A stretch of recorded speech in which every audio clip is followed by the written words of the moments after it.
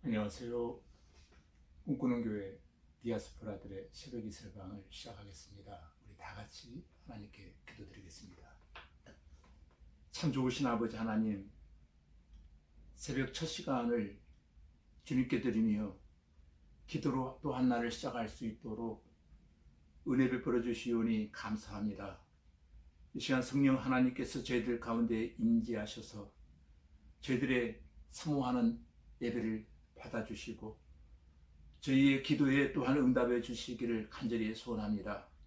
오늘도 믿음으로 승리할 수 있도록 하늘의 지혜와 능력과 권능을 덧입혀 주시옵소서. 예수님 이름으로 기도하옵나이다. 아멘. 오늘은 시편 34편 1절로 7절 말씀을 제가 읽어드리겠습니다. 시편 34편 1절로 7절 말씀이 되겠습니다. 1절입니다. 내가 여호와를 항상 송축하며 내 입술로 항상 주를 찬송하리이다. 내 영혼이 여호와를 자랑하리니 공고한 자들이 이를 듣고 기뻐하리로다. 나와 함께 여호와를 강구하시다 하며 함께 그의 이름을 높이세. 내가 여호와께 간구하며 내게 응답하시고 내 모든 두려움에서 나를 건지셨도다. 그들이 주를 앙망하고 광채를 내었으니 그들의 얼굴은 부끄럽지 아니하리로다. 이 공고한 자가 부르짖음에 여호와께서 들으시고 그의 모든 환난에서 구원하셨도다. 여호와의 천사가 주를 경외하는 자를 둘러 진치고 그들을 건지시는도다. 아멘. 오늘 말씀의 제목은 항상 주를 찬송하리이다 라는 제목으로 함께 은혜를 나누려고 합니다. 오늘 예배에 동참하시는 교우 여러분, 영상으로 비록 예배 드릴지라도 여러분의 주어진 한날이 찬양으로 시작해서 찬양으로 진행하다가 찬양으로 하루를 마무리하는 은혜 역사가 여러분에게 충만히 임하여지기를 간절히 소원합니다. 지금 읽어드린 이 시편 34편에 보면은 다윗은 아주 기쁨으로 충만한 모습을 우리가 보게 되어집니다. 입에서 저절로 찬송이 지금 흘러나오고 있습니다. 그럴만도 한 것은 기도의 응답을 받았다는 것입니다. 4절에 보니까 내가 여호와께 간구하며 내게 응답하시고 내 모든 두려움에서 나를 건지셨도다 라고 말합니다. 여러분, 이 기도 응답의 체험이 있는 사람은 얼마나 감동적일까요? 하나님이 내 기도를 들으시고 응답하셨다. 정말로 내가 믿는 하나님은 살아계시고 전지전능하시다. 그리고 언제든지 내가 부르시면 응답하시는 그런 하나님이시다. 이런 경험과 체험을 간직한 성도라면은 가까이 있는 지인들에게 또 만나는 사람들에게 꼭 하고 싶은 말이 하나 있을 것입니다. 예수 잘 믿으라고. 예수 믿으면 이런 기적이 일어난다고. 또 기도하면 하나님이 분명히 응답해 주신다고. 문제 있으면 기도하라고 말입니다. 그리고 하나님 말씀대로 살면은 안 되던 것들도 되어진다라고 아마 상대방을 설득하고 권면하게 되어질 것입니다. 오늘 우리가 읽은 이 본문은 다윗이 아비멜렉 앞에서 미친 채 하다가 쫓겨나온 시를 기록하고 있습니다. 그것이 오늘 시편 34편의 표제에 붙은 말입니다. 이 제목을 통해서 우리는 시편 34편의 배경을 어떤 상황에서 이것이 기록되어져 있는가를 우리는 대충 짐작해 볼 수 있습니다. 자세한 내용은 틈나시면 여러분 사무엘상 21장 10절 이하의 말씀을 한번 조용히 읽어보시기 바랍니다. 그 내용은 다윗이 사울 왕을 피해서 블레셋 땅으로 도망가게 되어지는 내용입니다.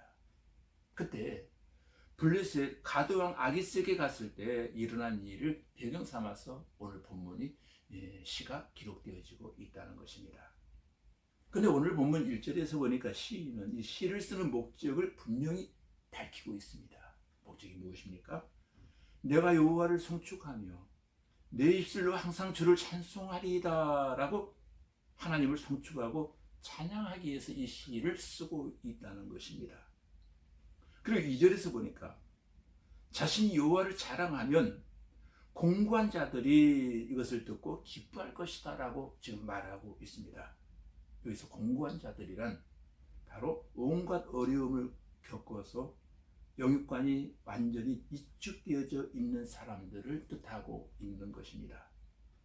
하나님의 은혜로 어려운 문제에서 벗어난 자신의 일을 간증하고 하나님을 찬양하면 그것을 듣는 힘든 처지에 있는 사람들이 은혜 받고 기뻐할 것이다 라고 지금 노래하고 있는 것입니다. 그리고 3절에서 주의 백성들에게 여호와를 함께 찬양하자고 지금 초청하고 있습니다. 다윗은 개인적으로 체험한 하나님의 은혜를 다른 이들과 나누고 싶어 합니다. 그리고 그 나눔이 공동체의 찬양으로 연결되어지기를 원하고 있었다는 것입니다. 이것이 바로 하나님 은혜를 체험한 사람의 태도일 것입니다. 받은 은혜를 누군가와 함께 나누고 싶어지는 거죠. 그 큰 은혜에 대해서 많은 사람이 듣고 감동을 받아서 자기와 같은 은혜 체험이 있어지기를 원한다는 것입니다. 4절과 7절까지는 자신이 경험한 하나님의 응답에 대해서 지금 말하고 있습니다. 4절에서 다윗은 하나님께서 그의 기도를 들으시고 두려움에서 건져주셨다라고 고백을 하고요. 6절에서는 공고한 자가 부르짖음에 여호와께서 들으시고 구원하셨다라고 했고, 7절에서는 여호와의 천사가 주를 경외하는 자들을 진쳐서 보호하시고 구원해 주신다라고 지금 고백하고 있습니다.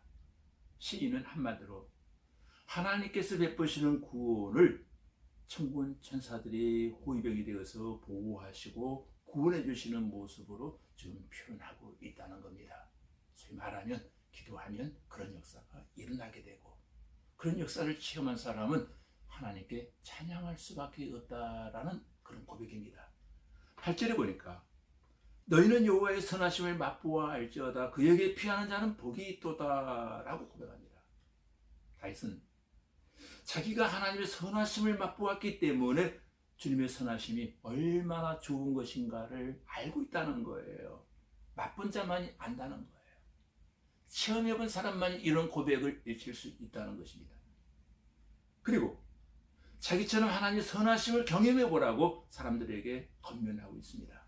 그러면서 말미의 말이 그에게 피하는 자는 곧 하나님께 피하는 자는 복이 있도다 라고 말합니다.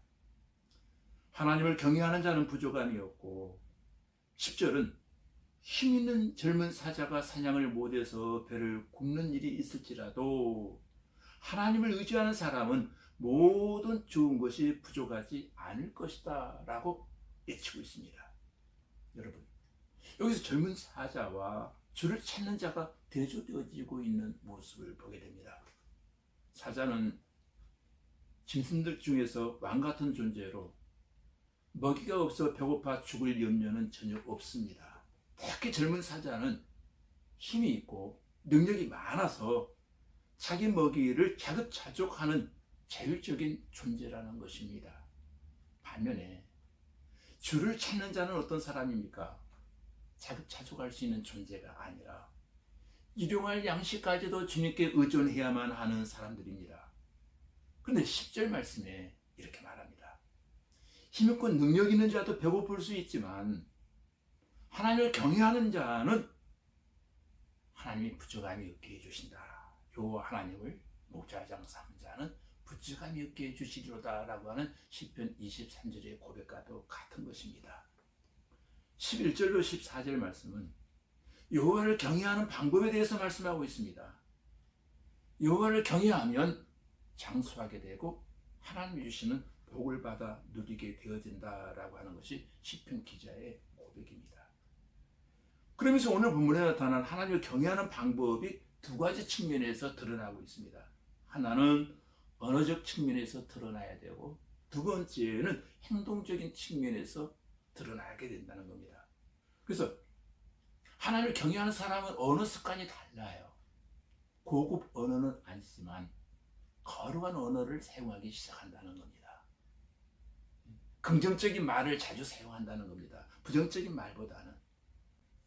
13절 말씀에 따르면 또한 거짓말을 하지 않는다는 겁니다.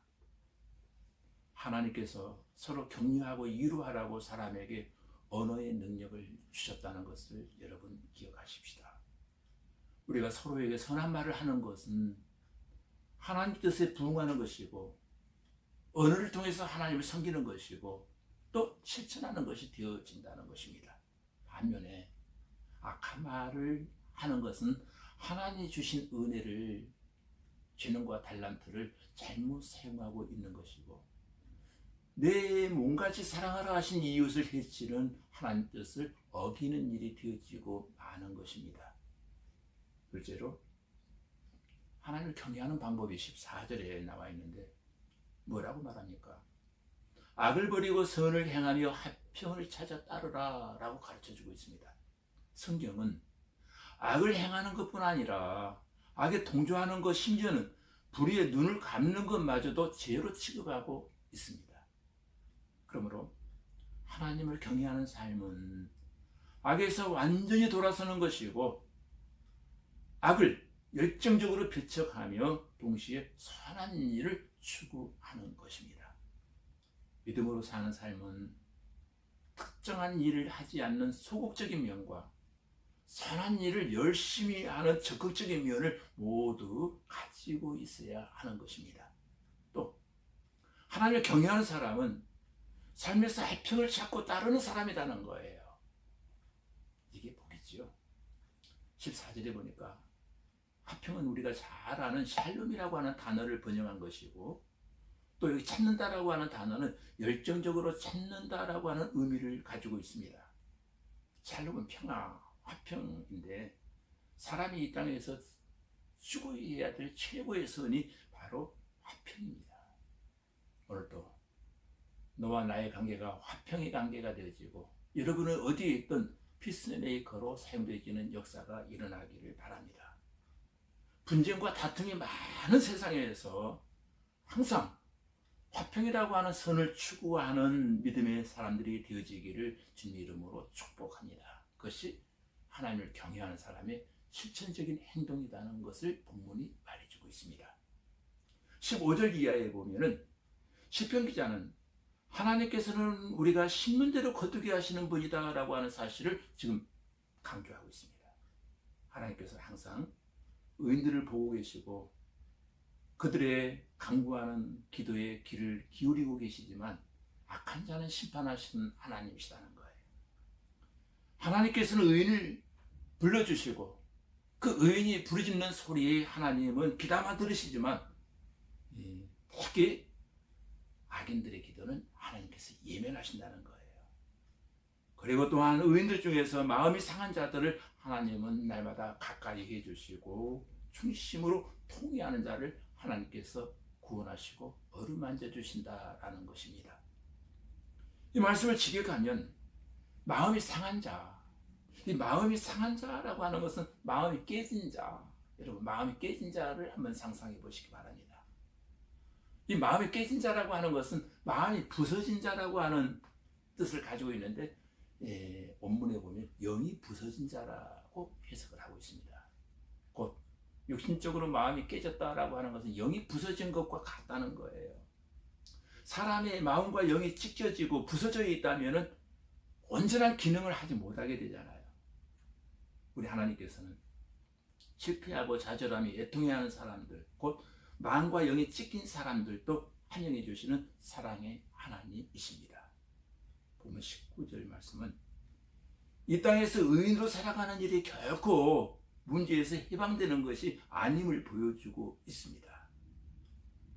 세상은 의인들을 좋아하거나 의인들을 도와주려고 하지 아니하고 오히려 의인들을 싫어하고 미워하고 핍박하는 곳입니다. 이것이 세상의 속성입니다.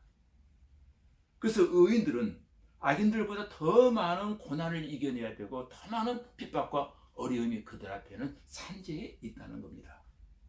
참으로 다행스러운 것은 하나님께서 의인들을 이 세상의 풍파와 환난에서 분명히 때가 되면 건져내실 것이고 환난 중에도 의인들의 뼈가 꺾이지 아니하도록 도와주실 것이다 라고 하는 확신이 시인에게는 있었습니다.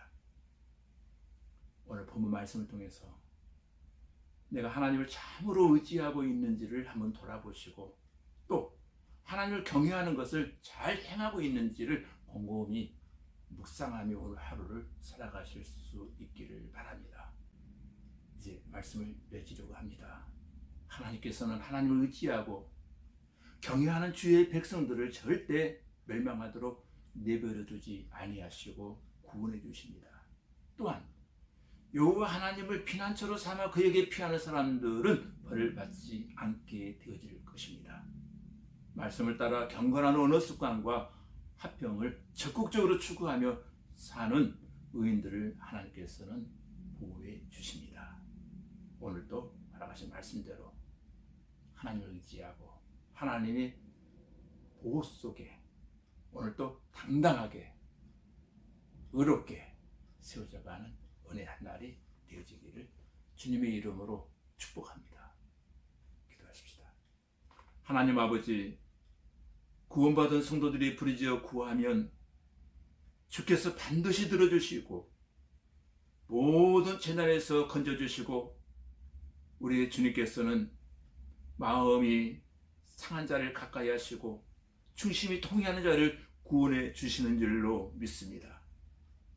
상한 심령들이 통해하는 믿음을 갖게 하시고 의롭다 인정받는 성도들의 모든 뼈가 하나도 부러지지 않게 지켜주시고 보호해 주시고 간구하는 것마다 응답하시고 두려움에서 건져주시는 놀라운 역사가 다윗에게 일어났던 것처럼 오늘 우리 모두에게도 일어나는 은혜 한 날 되게 하여 주시옵소서. 예수님 이름으로 기도하옵나이다. 아멘.